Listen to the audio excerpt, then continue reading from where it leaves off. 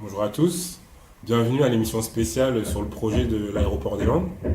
Alors aujourd'hui nous sommes sur un sujet qui fait polémique en ce moment, il s'agit de la mise en place de cet aéroport. On constate que la réalisation de ce projet est à l'origine de multiples controverses et de polémiques à l'échelle régionale et nationale. Le projet est estimé à environ 550 millions d'euros et 43% de ces 550 millions sont directement subventionnés par l'État et par les collectivités territoriales. De plus, ce projet met en péril deux zones d'intérêt écologique de la ville. On a aujourd'hui sur le plateau M. Guillaume Coïc, qui fait partie du gouvernement. Pensez-vous que l'État devrait intervenir dans cette histoire? Donc nous étions arrivés à un point où la région et les opposants ne s'entendaient plus, donc on était face à un dysfonctionnement.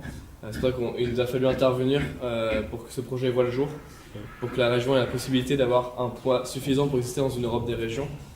Notre intervention a donc été financière mais aussi diplomatique. Pour mieux comprendre ce dysfonctionnement, nous allons rejoindre aussi M. Valentin, qui est actuellement sur le terrain avec une opposante au projet. Bonjour à tous, je suis en compagnie de Lucie Hurtaud, militante à l'association ASIPA qui se bat contre ce projet. Donc Lucie, pouvez-vous nous rappeler pourquoi vous vous battez contre ce projet? Selon nous, c'est quelque chose qui est totalement inutile et sans fondement. Nantes a déjà un excellent aéroport international qui s'appelle Nantes Atlantique et qui peut parfaitement être optimisé. Par ailleurs, l'aéroport, selon nous, est beaucoup trop coûteux. Garder Nantes Atlantique en l'améliorant est beaucoup plus avantageux que la construction du nouvel aéroport parce que cela entraînerait la construction d'infrastructures annexes, donc par exemple des routes, des ponts et des voies ferrées. D'accord. Quelles retombées socio-économiques ce projet peut-il avoir? Donc le maintien de l'aéroport de Nantes Atlantique permettrait tout d'abord de ne pas fragiliser Airbus qui a besoin de la piste de l'aéroport. Et par ailleurs, ça permettrait aussi de ne pas transférer les 2000 emplois qui sont liés à l'aéroport aujourd'hui. Certains parlent d'aberration écologique. Pouvez-vous nous éclairer sur le sujet?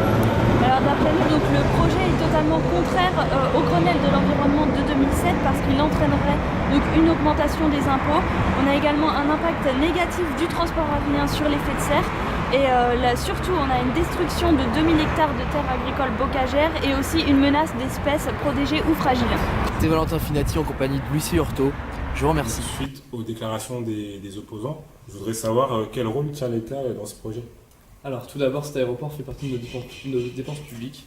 En effet, nous subventionnons à hauteur de 23%, soit 130,5 millions d'euros qui sont alloués à ce projet. Ces dépenses sont faites pour relancer l'économie de la région du Grand Ouest, mais aussi de la France, car la création d'un aéroport d'envergure internationale entraînera une baisse du chômage, car ce type d'établissement permet de créer un grand nombre d'emplois. Mais ce n'est pas tout. Cela va également nous permettre d'accroître nos recettes. En effet, tous ces nouveaux travailleurs ainsi que les voyageurs qui vont consommer dans les magasins aux alentours, ce qui amènera une hausse des revenus pour l'État, car nous touchons un impôt indirect sur chaque produit, soit la TVA. Mais ce n'est pas tout.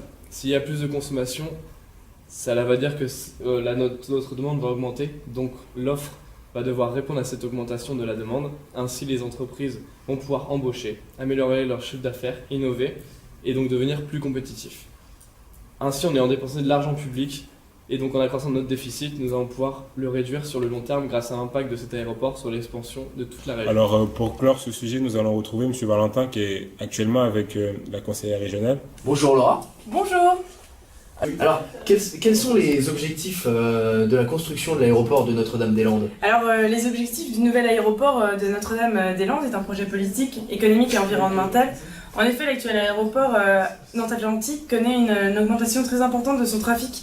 Et donc, du coup, ses infrastructures et ses services ne pourront plus en fait rencontrer la demande qui est au niveau des consommateurs. Donc en fait le projet de Notre-Dame-des-Landes, c'est de créer un nouvel aéroport pour pouvoir en fait désengorger l'aéroport Nantes Atlantique et de pouvoir répondre à cette demande.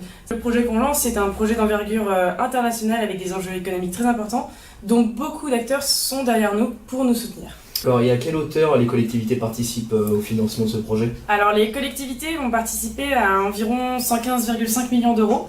Et vous avez une petite estimation du nombre de créations d'emplois sur ce projet? Oui. Donc au niveau de la création en elle-même de l'aéroport, il va y avoir à peu près 800 emplois qui vont être créés. Et c'est à peu près 4000 emplois qui seront créés d'ici 2030. D'accord. Je vous remercie Laura Pinault. Merci chers téléspectateurs, on se retrouve la semaine prochaine pour une nouvelle édition spéciale. À bientôt.